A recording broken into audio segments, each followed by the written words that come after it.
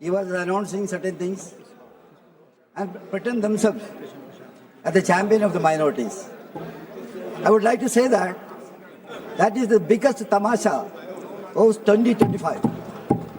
There is no iota of truth in it. It is his government. He tortured the minorities in India, physically, mentally, socially, and economically. They did that much of injustice to the minorities. If we claim that his government is doing goodness for the government, it is false. They are planning to do further injustice to the Muslims. That's a classical example as far as this legislation is concerned. Sir, coming to the crux of the bill, I don't want to take much of the time.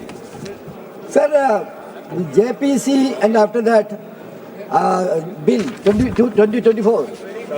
Previously we have seen other JPC 2013 report was come. What exactly is that, sir? There was deliberation, threadbare deliberation, very effective kind of discussions. Finally, sir, that 2013 amendment was unanimously passed. That is the record. But what happened in this case? What happened? Dramatic kind of thing took place in this. I don't want to say much things in this.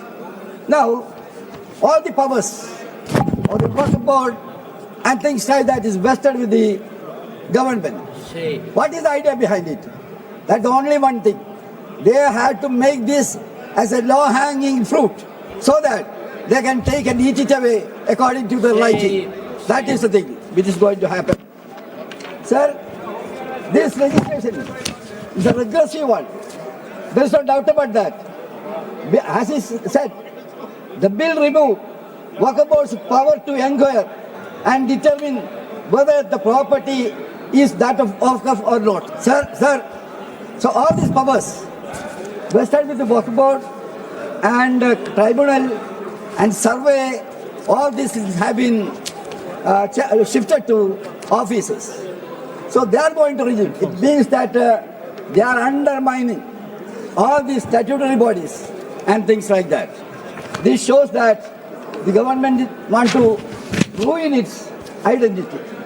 Sir, coming to the other points, that Muslim representation, as far as laws are concerned, different laws are there, different institutions are there, trusts are there.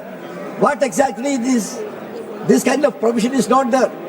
All these institutions are governed, particular institutions are governed by the concerned religion. That is a fact. Mr. Venu was explaining all the development in that sector also. Now what is happening? There are many examples, sir. I don't want to say much about this.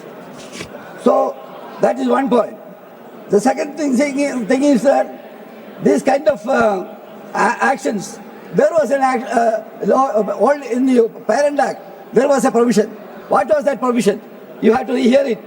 As per section 104 of the Parent Act, what was that?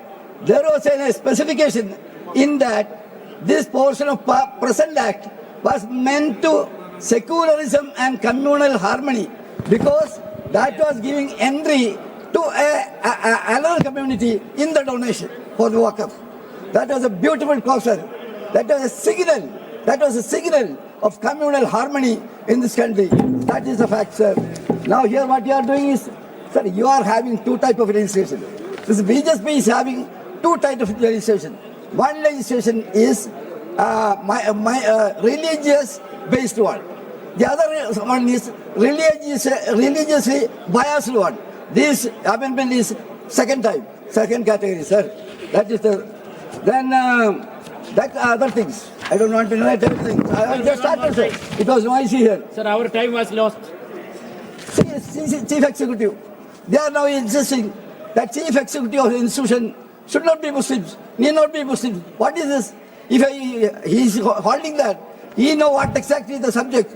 Not only that, this kind of this you can see whether this kind of changes are there in all the other institutions. We can very well know that this kind of thing is not there. Different. I will quote some example to you. That is Uttar Pradesh. Uttar Pradesh Kashi temple.